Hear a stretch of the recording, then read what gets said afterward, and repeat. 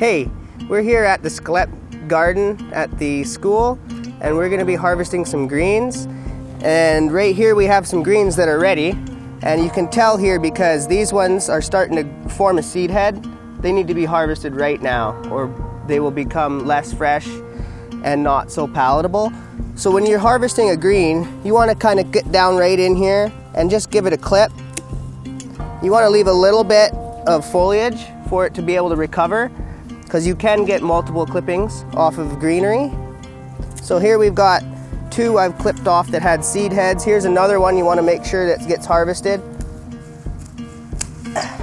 You want to make sure you get these out of the sun right away because they will wilt, and wilted plants aren't pretty. And when you're harvesting these greens over here as well, they look a little bit different, but they're more leafy greens here. And you want to get down, same thing, pretty good into the stalk and leave a little bit of foliage on here for recovery of the plant. So you want to get in here and just choose your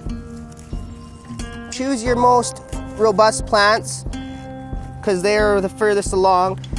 And you want to make sure as you're going that you don't take everything at once, because that will increase the ground, the light hitting the ground, and dry your garden out more.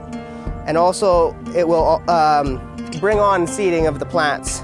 So that's harvesting greens. And we'll move on to picking root vegetables next. So here we have a bed which has a nice patch of carrots in it. But as you can tell, it's pretty thick in here. It's pretty thick. Not so thick over here. This has been thinned already, and we're gonna thin this side. So when you're thinning a root crop, you want to go in and look for the bottom, and you want to pull the larger ones. You want to thin out the larger roots and leave the smaller ones because they will grow and catch up. So you go in, you find a large one right at the bottom, make sure you get into and pull out the whole thing. And then you just continue doing that until you've thinned out the garden enough that the other carrots can grow, or any root crop. This goes for all root crops. We'll show you with beets too. And then you've got a nice bundle of carrots you've thinned. You can chop the tops. These are the sweetest, delicious, most carrots you'll ever eat.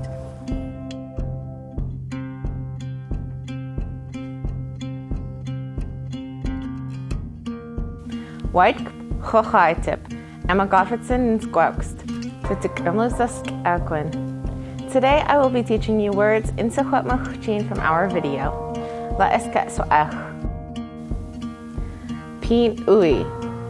Pin ui. Pin ui. Ayu. Ayu. Ayu.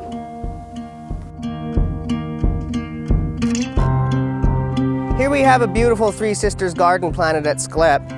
We've got squash, corn, and beans all growing together. And I'm gonna go in here and get some beans.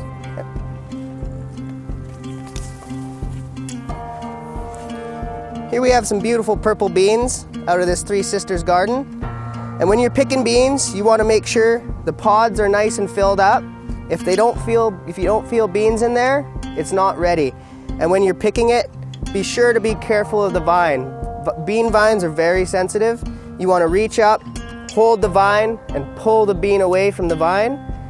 And that way you don't damage your vine, and you'll get more beans to come.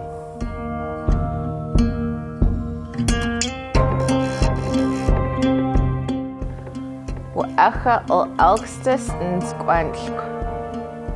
Wa'echa ul elkstis and and wa'echa ul elkstis and squanch. So here we have a crop of beets in the middle of our planter box here, and this spot has been thinned lightly. So you get in there, find one where it's nice and plugged up, pull the bigger root. You want to go for the bigger roots.